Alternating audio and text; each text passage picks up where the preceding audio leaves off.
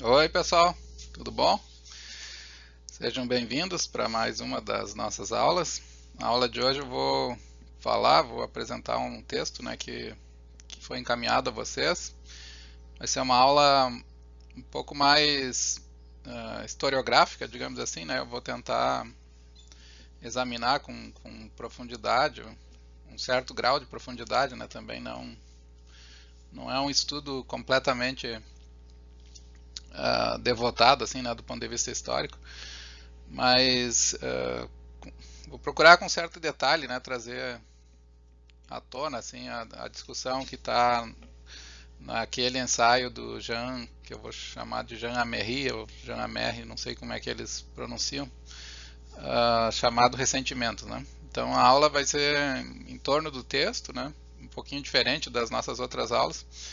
E do ponto de vista mais geral, né, o que interessa para nós é como o ressentimento se localiza dentro do quadro, né, das respostas ao processo de desumanização, né? E se vocês perceberam que se trata de um texto escrito em resposta às atrocidades do nazismo, né, e a maneira como as vítimas do nazismo deveriam lidar com seus sentimentos de hostilidade, né, em relação à agressão. Então,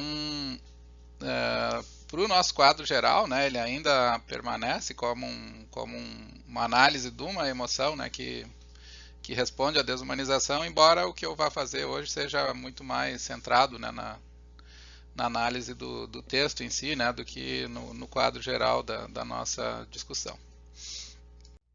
Eu queria iniciar apresentando para vocês o nosso autor, né, ele não é tão conhecido como filósofo, né, e ele tem sido, na verdade, mencionado, assim, lembrado mais em função da literatura, né, por ocasião da chamada literatura das testemunhas do Holocausto, né?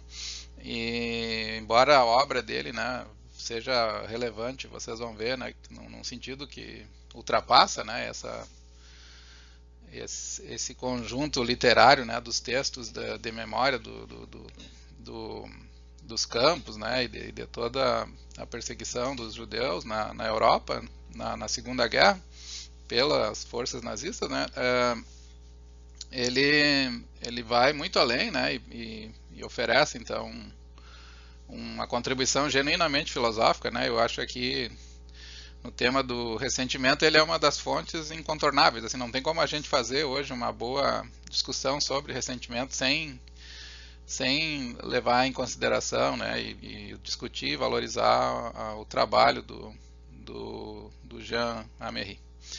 Ele era um filho de um pai judeu, né, e de uma mãe católica, e ele mesmo não tinha uma consciência clara assim da ancestralidade judaica dele, né? E essa ancestralidade se tornou política e existencialmente fatal para ele depois da aprovação, né, das leis de Nuremberg, chamadas, né, leis de Nuremberg, que eram leis contra a eugenia, né, e que estabeleciam leis, desculpa, eugênicas, né, e que estabeleciam a pureza da raça alemã, né. Então, em seguida, a aprovação dessas leis, os judeus passaram a ser perseguidos, né, na Alemanha, e também outros grupos também eram se passou a defender, né, a esterilização, por exemplo. E em 38, então, depois que essas leis ampliaram, né, a perseguição, então ele acabou fugindo do nazismo para a Bélgica, que na época era um estado neutro, né, em relação à disputa na Europa. E lá na Bélgica, né, ele foi preso e foi deportado, né, como inimigo para um campo na Alemanha, e no caminho, né, ele conseguiu saltar do trem, né, o trem em movimento, e fugiu. Depois, em 41, ele foi preso novamente, encaminhado para um outro campo, que ele também conseguiu fugir. E, se eu não me engano, esse de 41, ele era um campo no sul da França, próximo da Espanha. Em 43, daí ele estava envolvido na resistência belga, né, contra o nazismo, e daí ele foi preso e torturado pela Gestapo, né, e um dos artigos que que compõem essa coletânea, né, de artigos que da onde tá o texto chamado Ressentimentos, né? Um desses artigos conta justamente a experiência dele, né, como alguém que foi torturado, né? Ele descreve a parte do sofrimento. Em 44, daí ele passou por vários campos, né? Em 44 ele acaba chegando, né, em Auschwitz, que foi o período mais duro, né, dele como prisioneiro. E em 45 ele foi libertado, ele foi transferido, né, para Bergen-Belsen, um outro campo e acabou sendo libertado aí pelas tropas britânicas. Então ele teve um longo período assim de confinamento, né, em vários campos. Ele foi quase morreu, né, assim, foi um milagre, né, ele ter saído vivo depois da tortura e todas as provações, né, que ele foi submetido.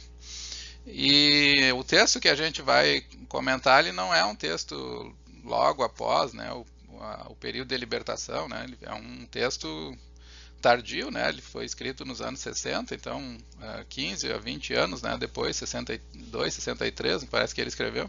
Então são 15 a 20 anos depois da experiência da libertação, né, em que ele consegue daí retomar os temas, né, e fazer uma apreciação assim do que estava acontecendo na Europa, na Alemanha em particular, né, porque o texto foi escrito como uma entrevista para um conjunto de entrevistas de uma rádio da Alemanha e portanto mostra que foi um processo assim muito difícil, né, da parte dele para conseguir analisar e apresentar a perspectiva subjetiva que ele estava vivendo e particularmente no momento histórico, né, em que ele foi estimulado, né, e conseguiu escrever sobre o tema, né, que era quando a Alemanha estava sendo reconstruída, né, internacionalmente também, internamente, e existia já uma certa, como a gente vai ver, uma certa pressão para que as vítimas do nazismo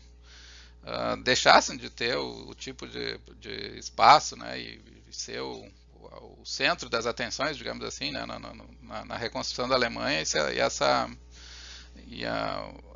as atenções fossem voltadas para o futuro, né, para o processo reconstrutivo de reintegração e desenvolvimento econômico da Alemanha pós-nazismo, né. Então existia uma certa expectativa assim que as vítimas fossem não silenciadas assim, né, mas que se superasse o período, né, da Alemanha lidar e cultivar com a culpa, né, pelas atrocidades, né, do nazismo e de Hitler, né. Então a aula vai ser centrada o ensaio recentemente está nesse livro chamado Além do Crime e Castigo, e eu vou também me servir bastante de um comentário, né? Não é um livro todo dedicado a isso, né? Mas parte do livro é dedicado a compreender as virtudes do ressentimento, né? Que é um livro do Thomas Brudholm, que é um professor de Copenhague, né? Já vou mostrar uma imagem de vocês. Então quase tudo, algumas coisas assim são minhas na aula, né? Mas quase tudo o que eu tenho a dizer está baseado no livro do Brudholm e no texto do Jean Méry. Como o livro, né, como eu falei, ele está centrado num contexto do perdão, né, por parte das vítimas em relação a um contexto de reconstrução, né, da Alemanha, digamos assim, em que existia uma expectativa, né, que as vítimas pudessem perdoar e superar o trauma do nazismo, né, focando era muito comum, né, essa ideia, né, focar no futuro, numa perspectiva de reintegração e reconstrução da Alemanha, né. Então é nesse contexto, né, dessa expectativa, e eu vou sugerir que era mais, né, do que uma expectativa. Eu selecionei aqui dois relatos, né, um do Heinrich Lübeck, que foi um presidente da Alemanha da parte ocidental, na época era dividida, né, ele deu uma declaração dizendo que nós esperamos que os judeus não deixem a boa vontade manifesta em nossa contribuição para a restituição sem resposta, né. Muitos judeus foram compensados financeiramente, né, pelos prejuízos, e foi uma compensação boa, né, que eu acredito, né, não conheço detalhes. Então ele diz que seria infrutífero e com o tempo se tornaria paralisante se não sentíssemos que essa confiança aumentou também da parte do povo judeu, né, que foi perseguido.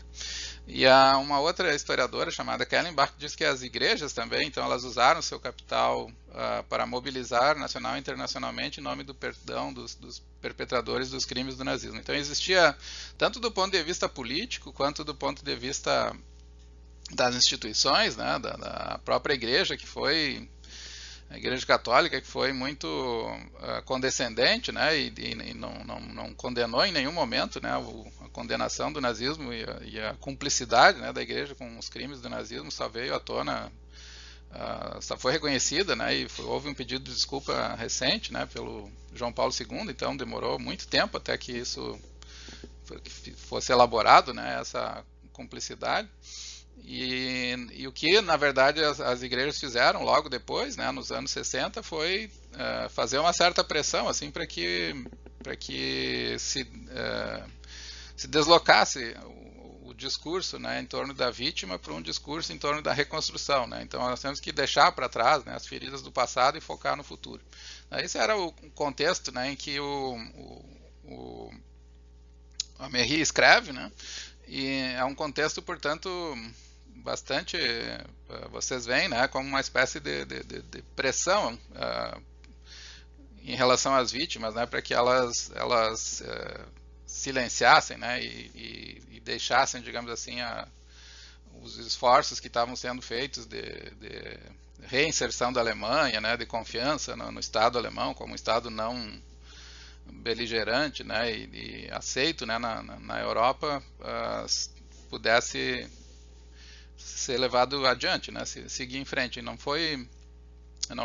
tinha, portanto, espaço, né, nesse contexto para ainda se lançar o olhar, né, para as vítimas, né. As vítimas deveriam reconciliar, assim, aceitar o passado, né, e seguir em frente, né. Essa era a expectativa. Então, em grande medida, o texto reage a essa expectativa, né? Ele é uma afirmação do ressentimento. Então o Améry diz, olha, eu acho é uma imoralidade, né, fazer esse tipo de exigência para as vítimas, né, que elas superem o trauma não é uma experiência objetiva, né, e ele então escreve o texto tentando explicitar as razões dele, né, para não perdoar, né, para não seguir em frente, né, e não abandonar o passado, né. Ele quer que esse passado seja revivido, né, por muito tempo, assim, de uma maneira comunitária, então envolvendo tanto as vítimas quanto os perpetradores, né, para que eles mesmos sintam e desenvolvam um repúdio, né, pelo que foi o nazismo. Então o texto de abertura fala de um eu, né, ele recusa a retórica do perdão, de seguir em frente, né, ele fala de um eu que não consegue seguir em frente como o resto do mundo. Né. É alguém que vive com a catástrofe nos olhos, alguém que é incapaz de se juntar ao coro que pede para não olhar para nada além do futuro. Então esse é o self aí do Améry, né, muito claramente, assim, ele diz, eu sou uma das vítimas, né, eu estou aqui na condição de vítima, então eu não quero fazer esse movimento, né, em direção ao perdão, né, eu não quero olhar para o futuro, né, eu quero me manter preso, né, às minhas dores, né, e ao caráter rancoroso, né, dos sentimentos que ele tinha, né. Ele não pode seguir em frente com a satisfação e segurança que o mundo devota à Alemanha no pós-guerra, né, pois a experiência dele é uma experiência persistentemente marcada por uma desconfiança, né. Então, afirmar o passado aqui, nesse caso, né, significa afirmar uma verdade que para ele não foi corrigida, né, ainda foi a verdade dos crimes, né, do nazismo. Então, o ressentimento é uma tentativa de manter essa experiência viva, né, da experiência da dor viva, né, e pedir que ele deixe o passado para trás, né, e que as feridas do passado sequem, né, vão secar com o tempo, né, é como pedir que ele abandone, né, uma verdade dolorosa e que todos deveriam aprender, né? Então essa é eu vou articular isso melhor, né? Mas essa é dos núcleos assim, centrais da argumentação do Améry nesse trabalho. Eu cito aqui uma passagem dele, diz: as pessoas a quem estou falando e a quem me dirijo mostram uma compreensão contida de meu rancor com o passado. Mas eu mesmo não compreendo inteiramente o meu rancor, não ainda. E é isso que eu gostaria de tornar claro nesse ensaio. Eu falo como vítima e examino meus ressentimentos, né? Então ele se coloca aqui na condição de alguém que foi vítima de uma violência, e ele pretende usar essa condição, né, como uma condição que legitima a recusa da retórica do perdão, da retórica da superação, né? Ele sustenta que essa condição de vítima incorpora um tipo de verdade, né, que o discurso, né, tanto da condenação do ressentimento do ponto de vista moral, quanto o discurso focado no futuro, na reconstituição na histórica, né, de um presente que não mais é prisioneiro do passado, né? Esse tipo de discurso, então, é recusado, né? E ele pretende se manter preso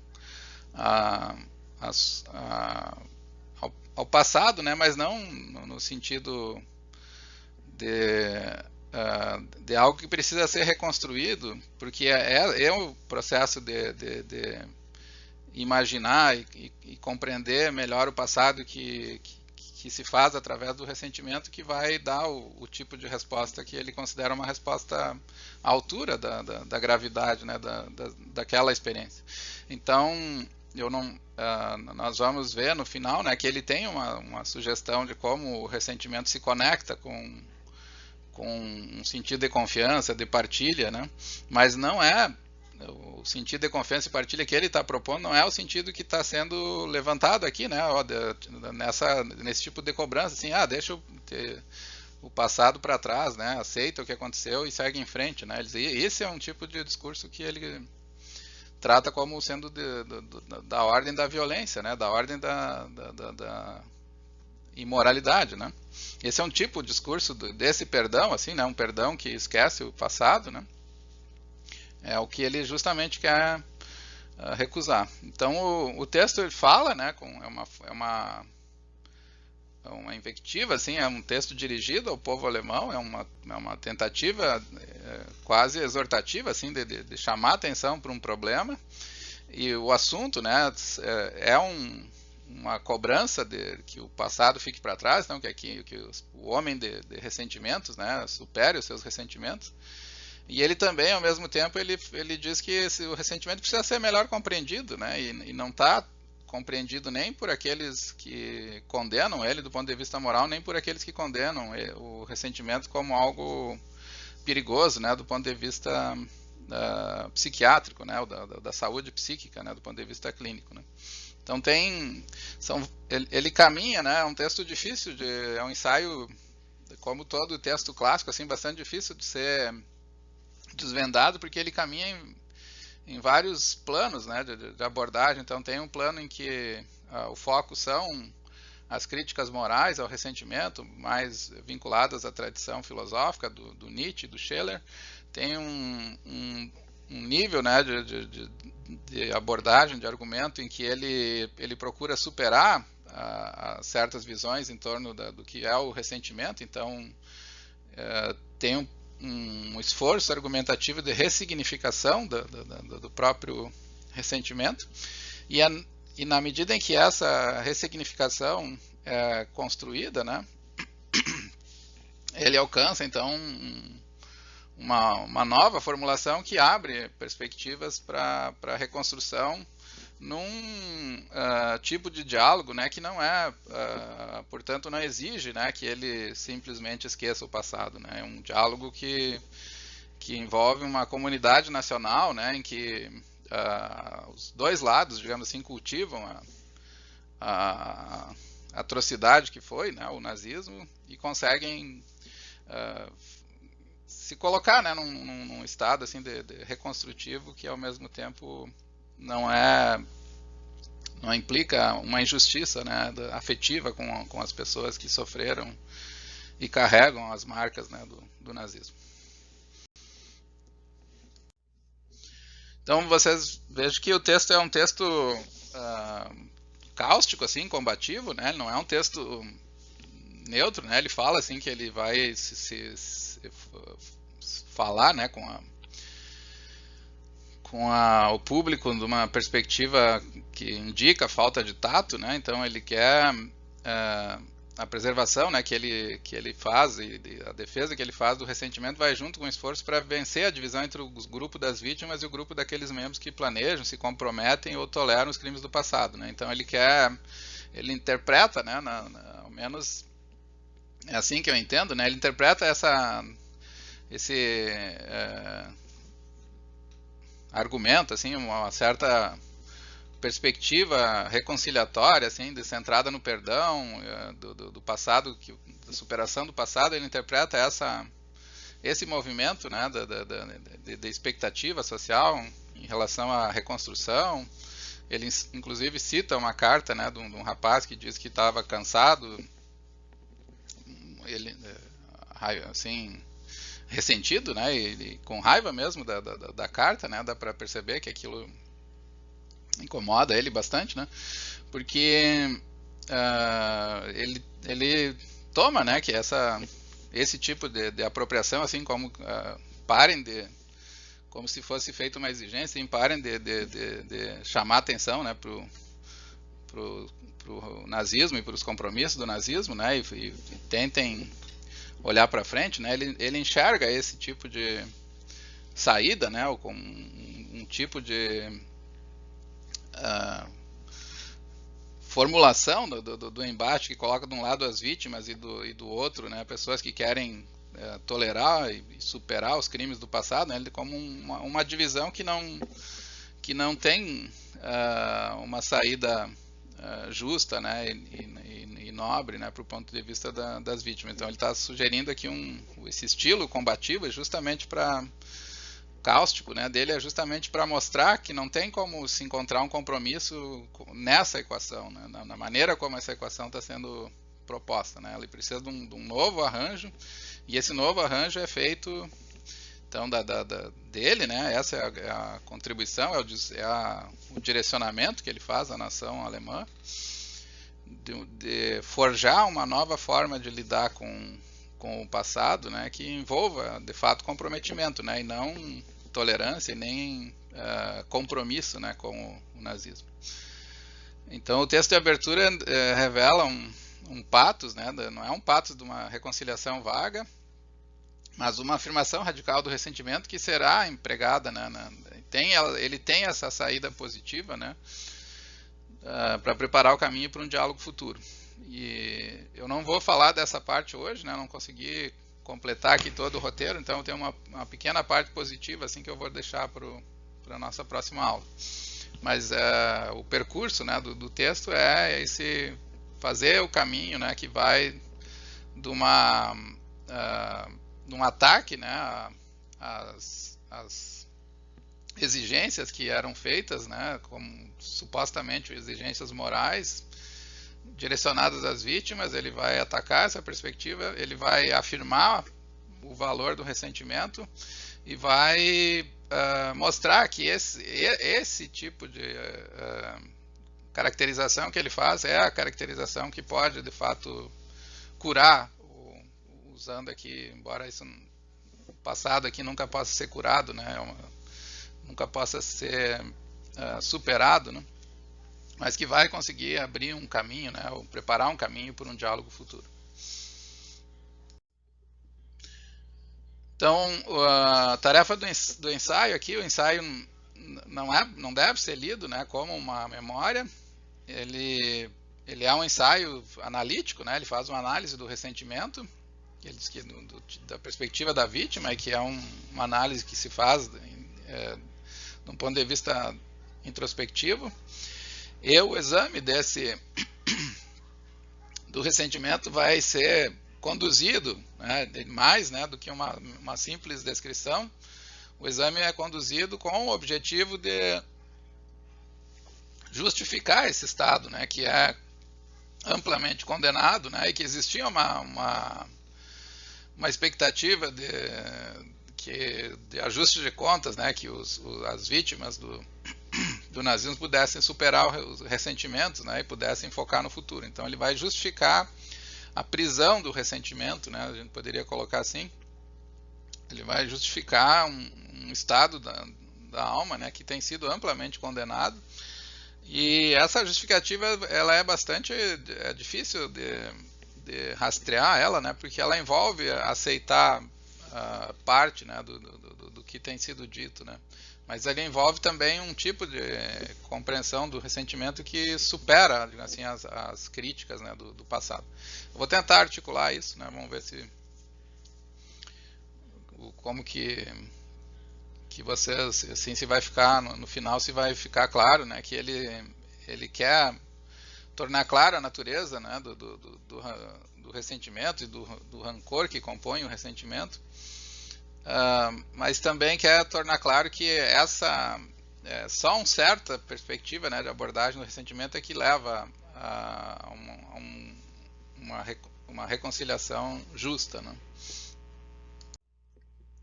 Eu cito aqui para vocês uma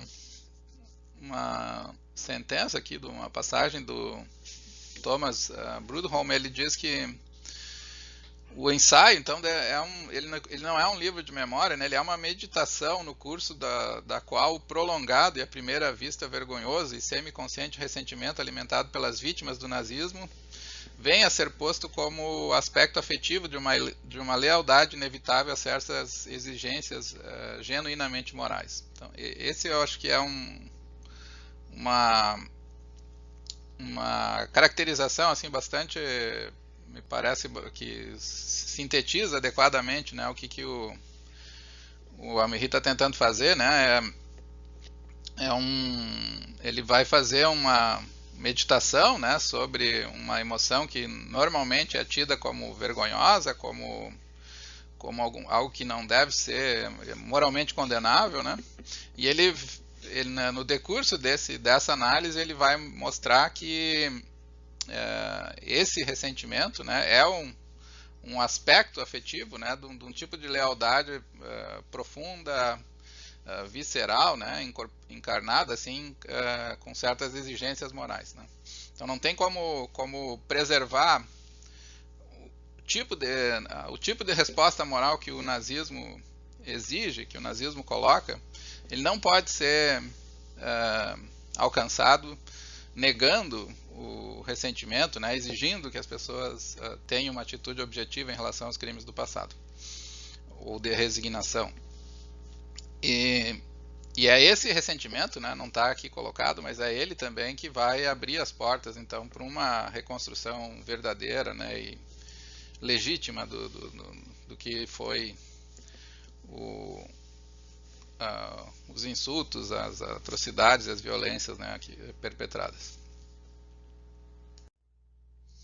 Então, na aula de hoje eu vou, dado esse contexto, né, então o que eu vou fazer? Eu não vou conseguir abordar todos esses temas, né? Eu queria fazer esses 3 pontos que estão aqui, 1, 2 e 3, mas eu vou conseguir pelo menos os 2 primeiros, então, que é ver como que o Amiri formula, né, o ressentimento.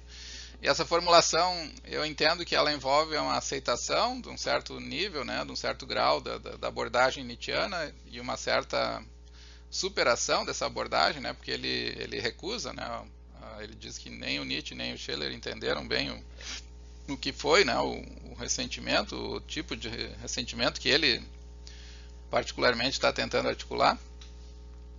E ele também, na apresentação dele, né, envolve então a aceitação e também a superação de uma concepção clínica ou psiquiátrica ou médica, né, vocês podem chamar do ressentimento. E, em troca, então, ele oferece um terceiro sentido, né, que é e para nós aqui é importante, que é o sentido do ressentimento como uma emoção de resistência à desumanização.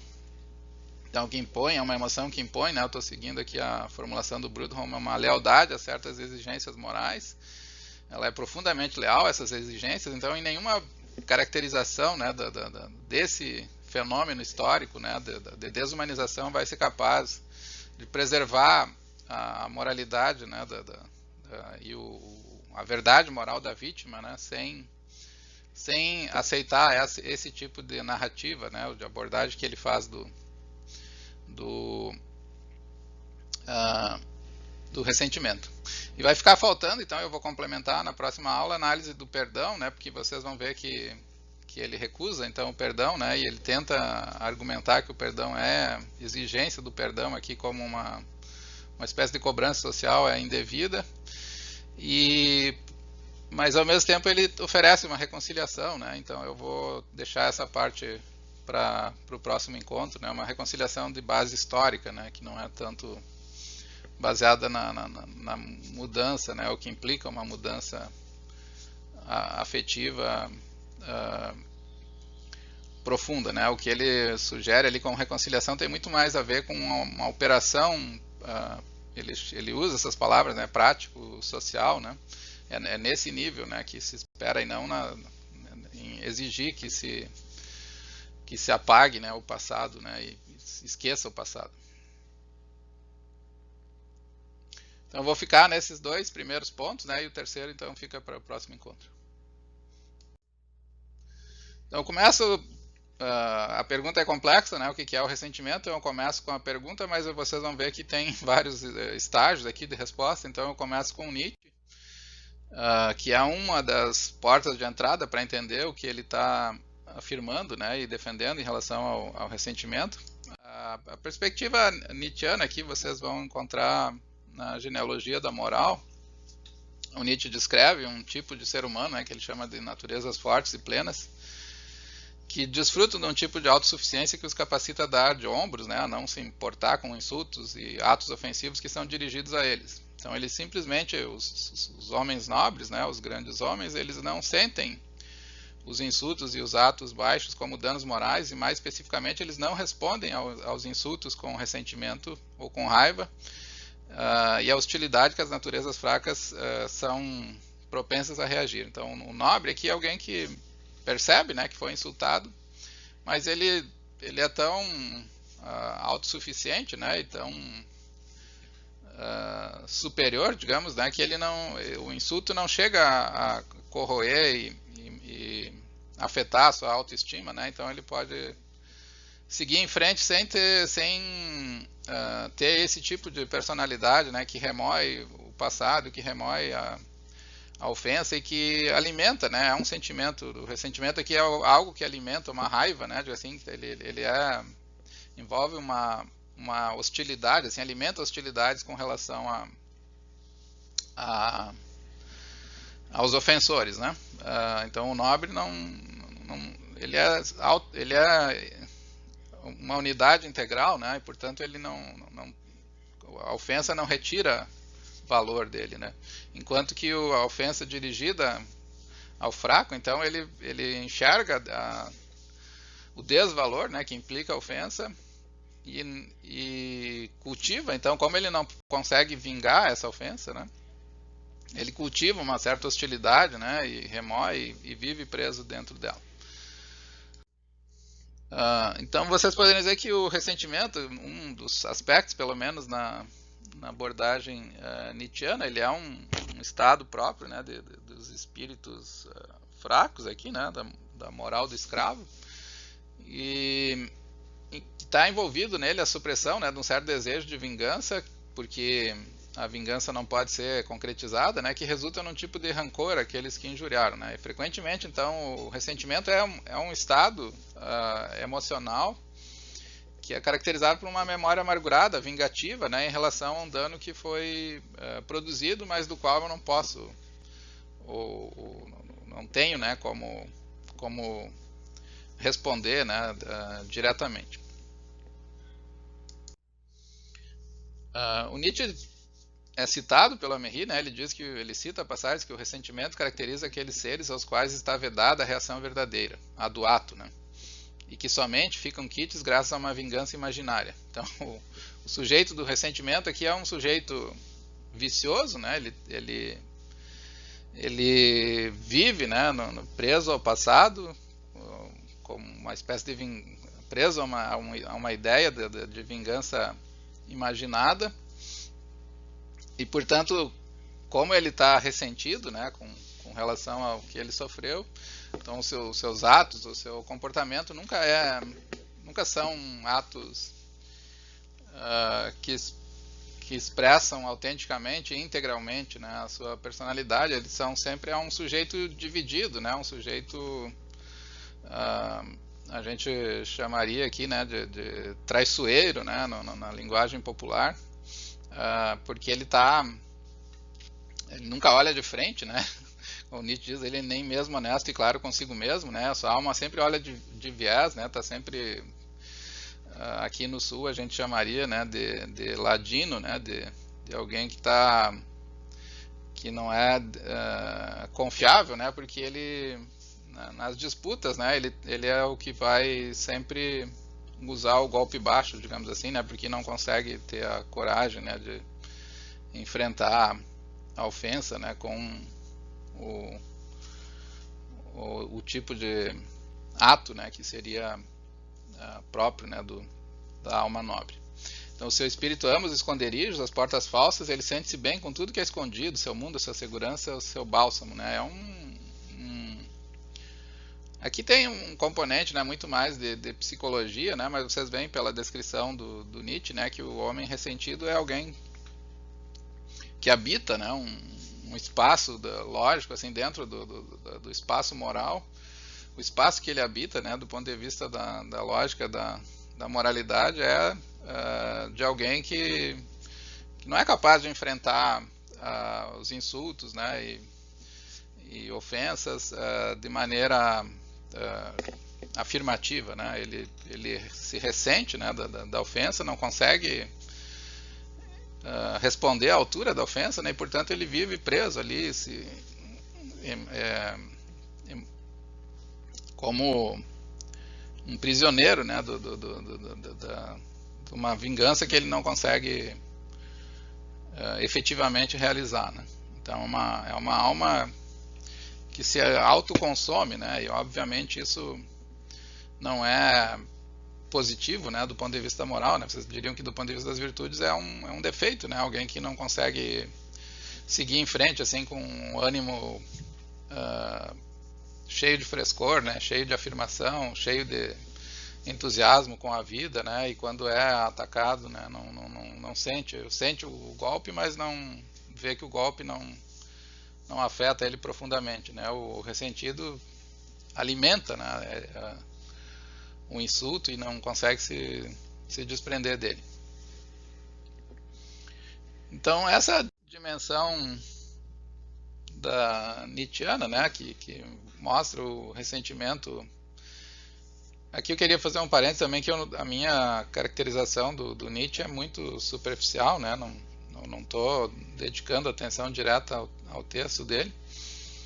Eu estou usando aqui essa passagem para justamente mostrar como que o Améry vai lidar com esses componentes que vêm à tona na descrição nietzschiana, né?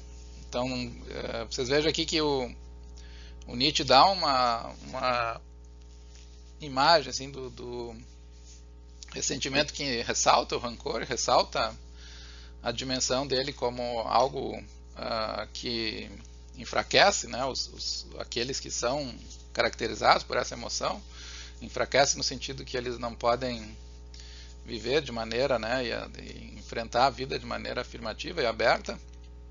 Então o ressentimento tem um conteúdo sombrio, né, de um tipo de personalidade que é aflita, né, e sempre perseguida, né, por fantasmas, assim, e ao mesmo tempo ele revela então uma intenção, ele não é hostil, né, porque a vingança nunca chega a ser perpetrada, né, mas ele nutre hostilidades, então é uma forma baixa assim, né, de lidar com com as perdas, digamos assim, né, os danos do ponto de vista moral, né, porque ele fica se remoendo, né, sem devolver, né, a agressão. A admissão do rancor, então, é uma forma, né, usual, assim, dizer que o ressentimento é uma forma rancorosa de lidar com os danos sofridos, né. É uma forma de expressar condenação ou culpa, né, assim, a pessoa não...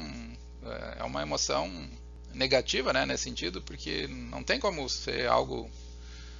Se fazer uma leitura positiva do ressentimento entendido, né, nesses termos, né, é um sentimento baixo, seria, né, vocês poderiam dizer assim, né, de pessoas que são feridas, né, e não conseguem ver a ferida, né, e lidar com a ferida de uma maneira que não seja tentando diminuir, né, o agressor, né. Em vez da pessoa, ela mesma, né, através de seus mecanismos, secar, né, e curar o passado e seguir em frente, ela fica sempre presa e sempre olhando, né, do modo deslegitimador, né, para o agressor. Isso a alma nobre, então, não faria, né. Nesse sentido, o ressentimento é condenável, né. Ele é culposo, é uma espécie de... O ressentido é alguém que tem uma culpa, né, ele cultiva, né, um tipo de prisão no passado, né, como a culpa prende as pessoas ao passado. O Amiri assume, então, o rancor, né, esses elementos, né, ele não nega esses elementos e ele defende o valor moral de uma perspectiva rancorosa, né. Mas vocês vão ver que tem uma ressignificação aqui no que o Nietzsche está dizendo, né. O Nietzsche enfatiza muito o aspecto reativo, né, da pessoa que não consegue, que se sente afetada, sua autoestima afetada, né, e o que o Amiri vai fazer é não colocar a ênfase no rancor, né, embora seja rancoroso, né, e ele é como alguém que remói certas feridas, e ele aceita que ele está ele não fugiu, não consegue fugir dessa condição, mas ao mesmo tempo ele diz que essa condição ela sinaliza um atentado, né, um golpe, uma atrocidade, uma violência, um assassinato, uma tortura. Essa condição ela é uma forma de protesto diante do mal, né, que foi realizado e que não pode ser superado, não tem como, né, nenhuma perspectiva de anulação do mal, né, é uma perspectiva que se poderia colocar aqui dentro do quadro, né, de uma resposta moral ao dano que foi produzido, né. Então, ao manter o passado vivo, ele mantém vivo a ofensa, né, mantém o caráter de dano, né, que ela realizou ativo, né. E nessa atividade, então essa atividade ela tem ela mesma, né, ela tem um papel intransponível, assim, do ponto de vista moral, né.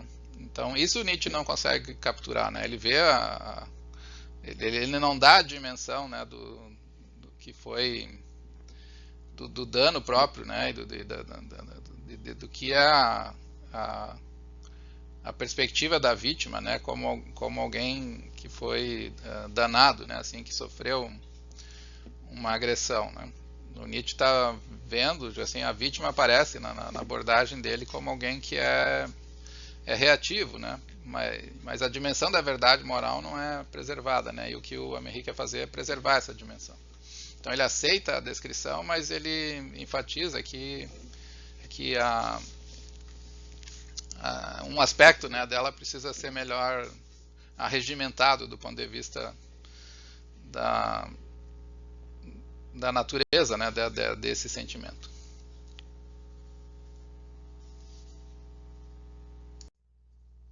Eu cito uma passagem dele, né, ele diz que, então, onde ele afirma essa condição que eu chamei de Nietzscheana, né, ele diz: para a angústia da minha alma eu pertencia a essa minoria reprovável, né, daqueles que cultivam um ódio obstinado, condenável do ponto de vista moral e já sentenciado pelo tribunal da história. Então ele se coloca como alguém que está nessa condição, né, de despertar um certo repúdio, né, na época, né, porque é uma pessoa que não consegue superar o passado. Eu guardava rancor à Alemanha pelos 12 anos de Hitler e o transportava comigo para o idílio industrial da Nova Europa e os salões majestosos do Ocidente. Então ele dizia, ele ia onde quer que ele fosse, né, ele carregava esse rancor, né, ele não fazia, ele assume que ele cultiva esse rancor, que ele vive nesse rancor, né? E assim como na época do campo de concentração eu chamava atenção por não ser capaz de me postar adequadamente durante as revistas, agora novamente chamava a atenção dos meus companheiros de luta e sofrimento, ansiosos pela reconciliação, bem como dos adversários recém-convertidos à tolerância. Então ele chama atenção negativamente aqui, assim como ele chamou no campo, né? Ele chama aqui negativamente porque ele é aquela pessoa que recusa, né, essa reconciliação proposta, né? Ele é alguém que alimenta ressentimentos. Eu não posso, ele diz, né, já que não posso me livrar deles, eu vivo com eles e sou obrigado a explicá-los àqueles contra os quais se dirige. Então tem aqui, eu vejo nessa passagem, né, uma certa admissão, né, da caracterização nietzschiana, mas que ele vai tentar oferecer, né, uma resposta a ela em seguida, né, centrando, né, na atenção não no caráter de fato de alimentar hostilidades, de ser reativo, né, que o Nietzsche destaca bem, né, que é parte do ressentimento. Ele vai insistir na dimensão do ressentimento como tendo uma estrutura cognitiva, né, que é reveladora de uma denúncia moral, né, de um protesto, né, do ressentimento como essencialmente uma tentativa de manter vivo, né, e sinalizar uma violação moral, né. Então o Nietzsche como que negligencia essa dimensão, né. Parece que ele diria ele daria esse tipo de resposta. Antes de avançar aqui, eu só queria chamar a atenção que essa passagem, né, aqui em que ele fala como no campo de concentração eu chamava a atenção por não ser capaz de me postar adequadamente durante as revistas, né, ele num outro ensaio do mesmo texto, do mesmo livro, deixa eu me ver aqui o título do ensaio, que é muito na fronteira do espírito, né, ele conta como a vida intelectual era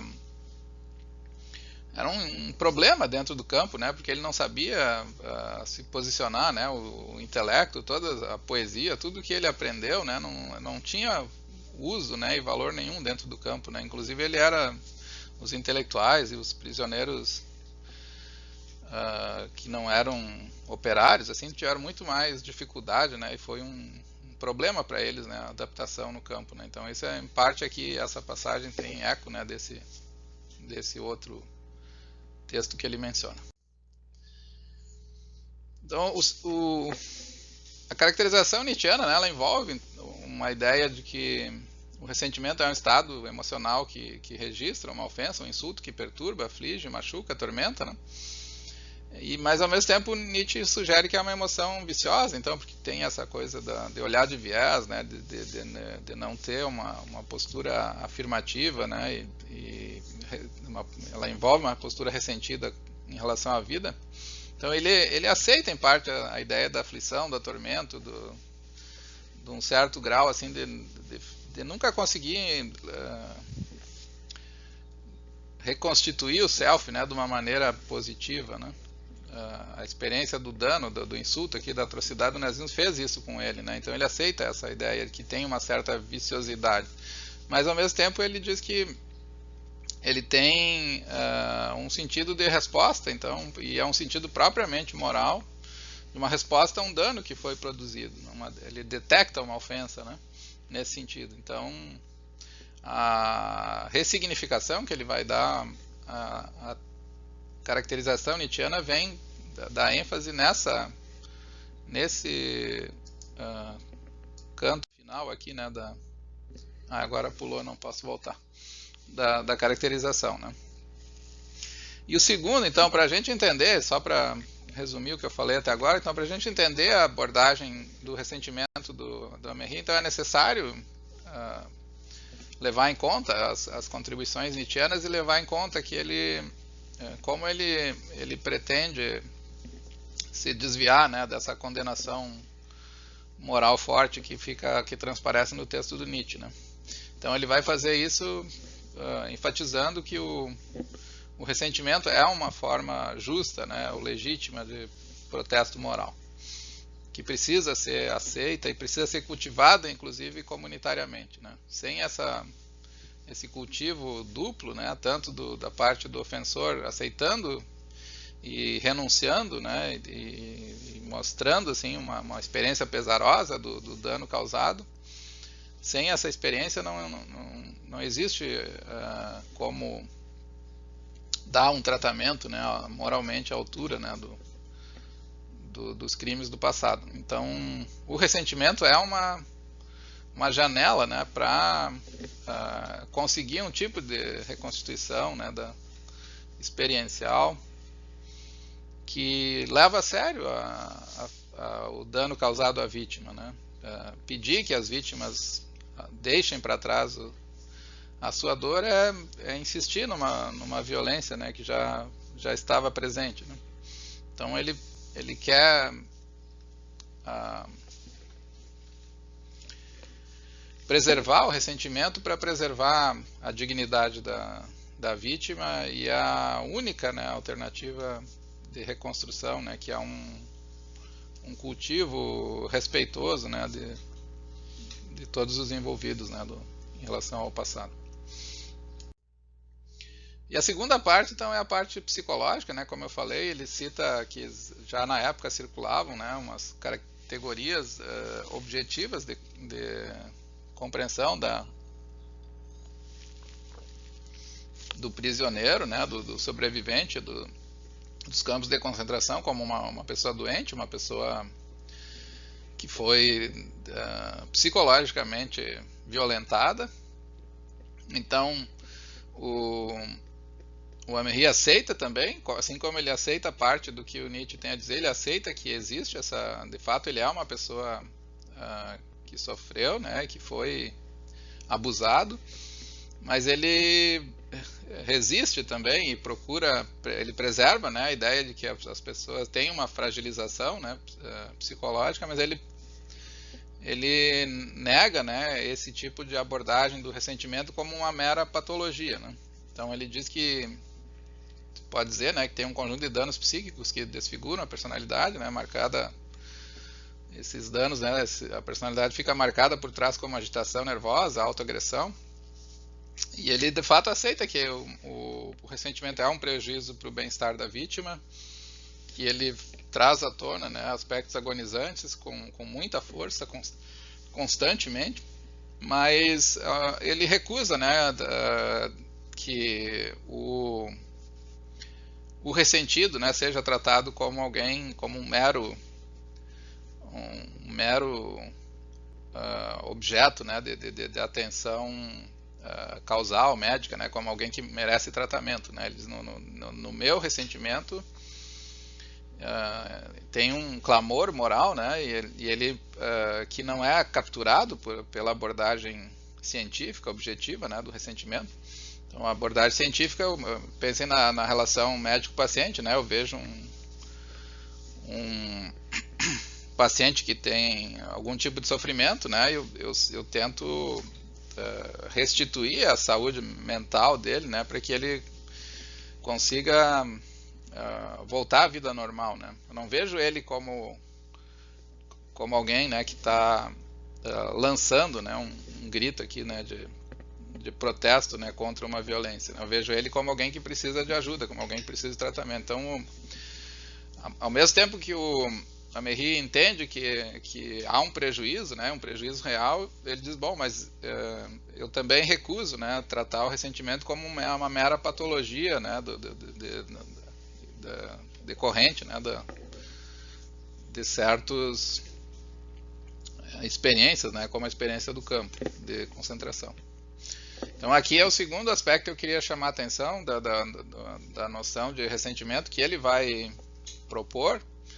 Ela por um lado reage ao Nietzsche e também por outro lado reage aqui à perspectiva médica, né, científica. E o Broodholm apresenta 3 argumentos centrais que o Nietzsche supostamente, desculpe, o Améry supostamente teria considerado, né, para recusar essa perspectiva. Então, primeiro, ele diz que ser tratado como alguém traumatizado, mentalmente torcido, facilmente isentaria os alemães da responsabilidade de ouvi-lo, né? Então, basta assim, ele, na verdade, ele é uma pessoa que foi violentada, ele precisa de tratamento, então não tem mais nada a fazer, né, com esse tipo de personagem, né? Então se recusa, né? Ele, na medida em que eu sou colocado numa condição de doente, né, de alguém que o que ele tem a dizer foge do espaço das razões, né, e entra no espaço das causas, né, no espaço de alguém que precisa ser tratado, né, e não como alguém que está fazendo um tipo de denúncia ou alegação que caberia, né, ser ouvida, né, e respondida. Então, isso pode ser dito afirmando, né, que tratar o ressentimento como doença, como patologia, esvazia o valor político, né, do moral em primeiro lugar e também político, porque o tratamento médico tem um sentido objetivo de reabilitação, retomada, né, que impede de ver o trauma além da patologia, né, então impede que os profissionais vejam a verdade do que a vítima diz. Algo de profundamente, né, humanamente errado em suspender a perspectiva moral por questões de saúde, né? Esse é um tropo assim importante, né, para a abordagem do Améry, né?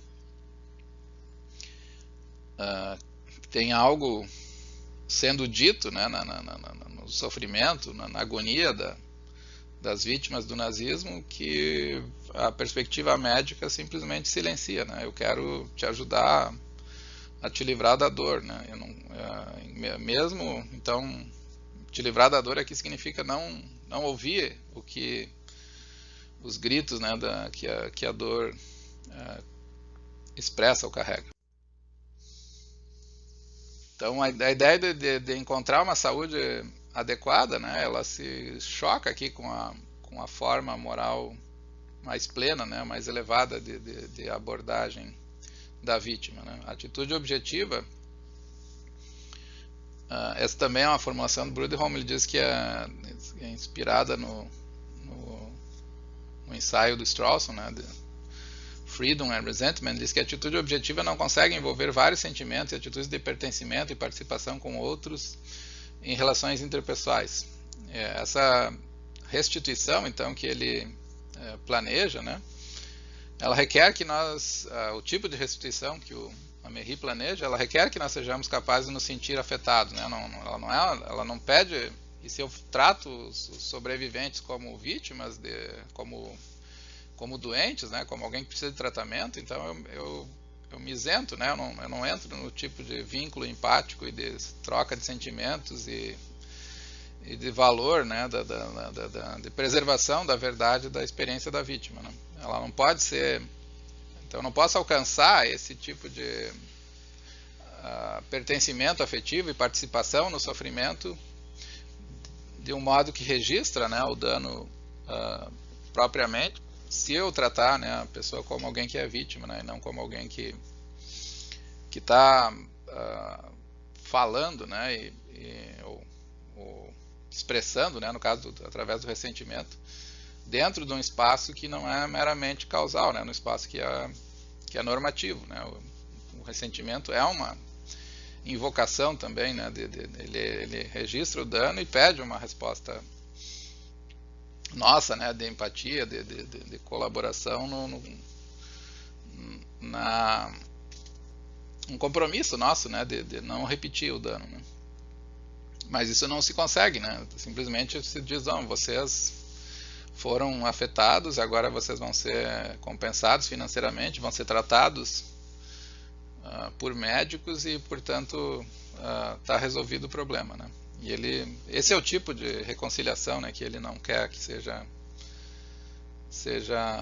ela não é capaz, né, de responder adequadamente. Então, o ensaio todo, né, é uma tentativa de dizer como que se responde a um horror como foi o nazismo, né?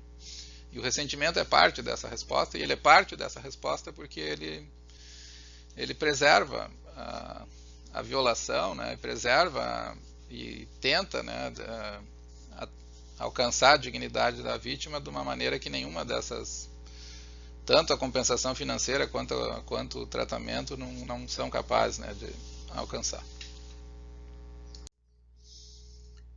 Eu cito uma passagem, estamos aqui novamente, como no caso do Nietzsche, em que ele parece aceitar, né, o sentido atormentado da vítima, né? Então não é falso que existam danos psíquicos, né, mas reduzir a vítima ao dano psíquico, né, e tratá-la como alguém que precisa de acompanhamento, ou de terapia, ou de alguma coisa que corrija e conserte ela, né, essa atitude objetiva que ele quer recusar. Então, ele diz que o ressentimento é um estado não natural e até contraditório do ponto de vista lógico.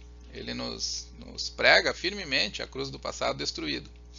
Ele exige absurdamente que o passado se reverta, que se anule o acontecido, o que obviamente é paradoxal, né? O ressentimento bloqueia a saída para a dimensão autenticamente humana, o futuro. O sentido de tempo do prisioneiro do ressentimento permanece distorcido, revolvido, digamos, pois ele deseja algo duplamente impossível, a volta atrás do vivido e a anulação do que aconteceu. Então o sujeito ressentido, ele é alguém atormentado, né, nesse sentido, que ele não consegue, a única coisa que aplacaria, né, as emoções envolvidas, né, e hostilidades e o rancor envolvido é uma anulação do tempo, né, mas ele não tem como anular o que já aconteceu, né. Por isso o homem do ressentimento não pode unir a sua voz, ele diz, ao apelo à paz, que em tom jovial nos exorta a não olhar para trás, mas para frente, né, para um futuro melhor e comum, né. Ele é um prisioneiro aqui, né, nesse sentido. Então o prisioneiro tem uma carga, né, de impossibilidade, de incapacidade de condução natural, né, da vida. E é nessa prisão, né, que ele pretende, ele sustenta, né, que essa prisão ela tem, por mais negativa que seja, do ponto de vista de despertar desejos, emoções negativas, e do ponto de vista de impedir a pessoa de atuar, né, com normalidade, ela encerra em si mesma uma verdade, né, que precisa ser preservada. Então, o ressentimento não é inferior ao perdão, né, não é inferior ao esquecimento, né, do passado, né. Ele tem guardado em si uma verdade, né, que ele quer resgatar, quer preservar. Então, o Améry aceita, na perspectiva psicológica, que o ressentimento tem componentes clínicos e é patológico, mas na medida em que procura legitimá-lo, ele desafia uma certa cegueira terapêutica a partir de uma perspectiva moral legítima. Ele nega, né, portanto, a autoridade moral do veredicto. Essa autoridade é uma autoridade médica, mas não é uma autoridade moral, né. O ressentimento, aqui eu cito uma passagem do Yankelevich, que está no texto do Bruderholm, que me parece que deixa claro aqui o que ele não quer manter, né, da abordagem psicológica, né. Ele não quer manter a ideia que o ressentimento pode ser... Desculpa, o que ele quer manter, né, é que o ressentimento pode ser o sentimento vívido e renovado da coisa inexpiável. Ele protesta contra a amnésia moral, que não é nada senão uma amnésia vergonhosa. Ele mantém a chama sagrada da inquietação e a fé nas coisas invisíveis, né? Esse trabalho que o ressentimento faz, ele não é capturado na abordagem terapêutica, né? A abordagem terapêutica não quer... Ele quer livrar a pessoa do passado, que ela... Se vocês pensarem aqui em termos de terapia cognitiva, ele quer projetar assim, novos conceitos, né, para que a pessoa altere a sua configuração mental numa outra direção, né? E ele diz, bom, essa amnésia é um tipo de amnésia moral que a perspectiva terapêutica sugere, né, e que é claramente negar politicamente, né, o protesto, que é o protesto do ressentimento moral e político, né? Então, a retomada do ressentimento por parte do Améry, ela vai ser conduzida então nessas duas frentes, né? São três, na verdade, né? É bastante difícil capturar isso, mas eu coloquei aqui no primeiro como se fossem a mesma coisa, né? Então é contra Nietzsche, contra Nietzsche é contra a reprovação, né, da moral dos sentimentos hostis, digamos assim, e ele é contra também a retórica da conciliação e perdão, porque exige, né, ou parece que impõe essa retórica social, né, que não é nietzschiana, né, mas é uma retórica de focar no futuro, né.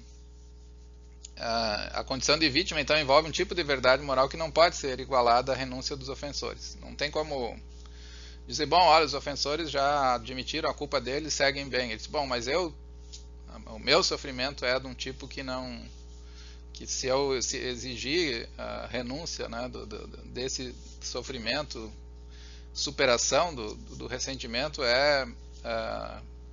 não pode ser igualado, né, à renúncia dos ofensores. Não pode, justamente porque tem uma verdade, né, no sofrimento que não é apreendida, né, nessas perspectivas. Nem dizer que a pessoa alimenta sentimentos hostis que são condenáveis, nem dizer que outros, né, conseguiram superar. Contra a patologização do ressentimento, então, o Nietzsche também vai, o Améry, desculpe, vai defender que ele elimina, né, o sentido de protesto moral e, portanto, a patologização também não é uma resposta apropriada. Ele diz, a exigência da época, nós proscritos deveríamos interiorizar nosso sofrimento passado e assumi-lo em uma cese emocional da mesma maneira que nossos verdugos aceitam e assumem a culpa, né? Ele diz, essa exigência é uma violação, né? Ela é criminosa, assim, porque o crime não é algo objetivo, né? Eu não posso simplesmente abandoná-lo, né? E também eu não posso ser igualado ao agressor, né? Então, ficar no ressentimento é uma maneira de preservar um tipo de dignidade, né, que nenhuma das outras alternativas, né, de tratamento do ressentimento consegue manter, né, ou superar. Eu vou parar por aqui, eu teria mais a parte positiva da resposta dele, mas vai ficar um pouco longa a aula, então eu vou dar uma pausa aqui na resposta do Améry, né, dele, e como ele defende a moralidade do ressentimento. Vou deixar para fazer então essa segunda parte na próxima aula, e aí eu consigo então juntar tanto a análise dele da moralidade quanto do ressentimento, quanto a análise do perdão e os processos reconstrutivos que ele está sugerindo, né, como um caminho adequado, né, de resposta à desumanização que foi representada pelo nazismo e pelas atrocidades, né, do campo de concentração. Tá bom? Um abraço, então até o nosso próximo encontro.